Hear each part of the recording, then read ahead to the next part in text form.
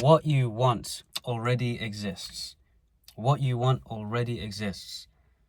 This vision that you see, this dream that you have, perhaps it's already a reality in some way. Now, what do I mean by that? If you've ever seen that movie, Everything Everywhere All at Once, it explores this concept. It's an amazing movie, by the way, but it explores this concept of how there are infinite, multiple realities all happening at the exact same time, infinite timelines. And how can we apply that to this understanding that what we want already exists? Because you might think, oh, well, if that's true, then how come it's not here now? Because we have to raise our level of consciousness to match it. If what we want already exists, then we simply have to raise our level of consciousness to match that reality. So let's say, for example, you see a vision where you're running a multi-6 or even 7-figure business, or you have this beautiful relationship, or you're living a particular lifestyle. That's going to correspond to the level of consciousness required to match it. And level of consciousness can be described as the state, the internal state that we're operating in, because everything else flows from that. You ever heard that saying, you attract what you are? Right? You attract what you are. I've seen this happen so many times. Like, the kind of relationships I invited into my life as I began to grow and evolve completely changed. Now it seems like anytime I ever meet someone, they're very aligned with what I'm looking for. And that never used to be the case many years ago. So there's a really practical element to this. And let's say in your business, if you're coming from a place where you really see your value, you're operating in a state of consciousness where you are so in touch with what you have to offer and the value that you bring, and that naturally reflects in your communication with others. This is what I'm trying to get at. It's a very practical thing that impacts everything. Our state of consciousness is the level of awareness that we're in. Other people call this who you're being, your internal identity, your operating state. And this is what unlocks the key to everything. So how might we look to raise our level of consciousness or to shift our internal identity or operating state? Well, the biggest limitation I've seen is believing there's some kind of limitation or block to shifting that state. Because what if there's no waiting, there's nowhere to get to, there's no prerequisite or requirement or thing to work on before you can shift into that state? What if it doesn't exist?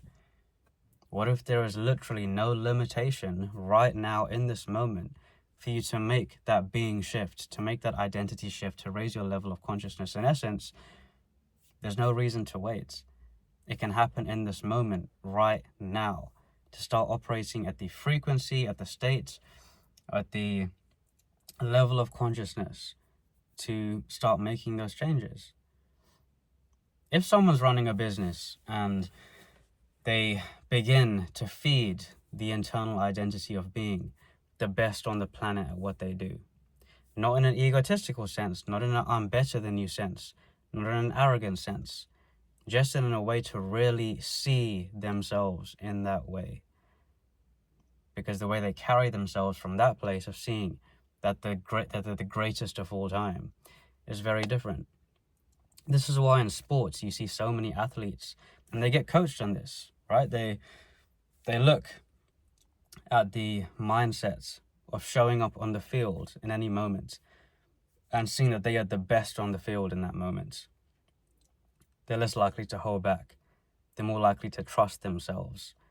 And they're more likely to be in the zone because they're so in touch with who they are.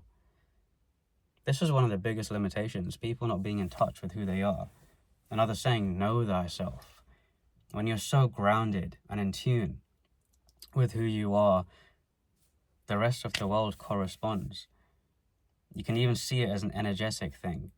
When someone walks in the room and people can feel the presence, they're not trying to prove anything.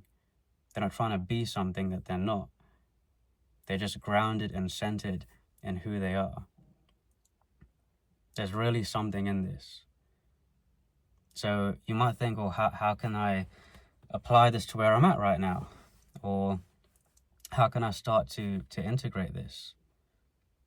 If we're seeing ourselves as these fluid beings where we don't have any one particular identity and it can switch in any moment just like that, think about what you're feeding in your thoughts, words, and actions, and see that there is no gap to assume a different identity in this very moment. There's no gap. It can happen right now because it is our nature. Look at what it says on my shirt, right? Thoughts are not equal to truth. This really comes down to it. The moment we start confusing our thoughts for truth, that is when we start to suffer and fall into states that aren't going to serve us. It is our thoughts that influence our states of consciousness. It is our thoughts that influence who we're being. It's our thoughts that influence our internal identity. I'm beginning to see that whatever we're feeding right now that isn't serving us simply is not true. And that's when we can start to use these thoughts as a tool to start assuming the state that we want to be in, to start exuding that energy to correspond. And by the way, this isn't... The beautiful thing about raising your level of consciousness is that everything you do is just a natural reflection from that place. It's like an effortless flow. So as soon as you're operating at a state of consciousness that matches what you want, you barely even have to think about what you have to do because it just naturally flows from that place. This is why it's so powerful. It's the most magnetic place to be when you're in that state of consciousness to match what you want. It's almost like becoming a magnet because you're just attracting everything from that place. We can take this in a very woo-woo direction, and I have seen this before. But it's almost like everything begins to respond to you in a different way because you're operating at that different state of consciousness. To think about what you want. Get clear on it and think about, this is the vision that I see. What is the state I need to operate in to invite that into my life? To really just see that, yes, this is who I need to be in this moment to make that vision my reality.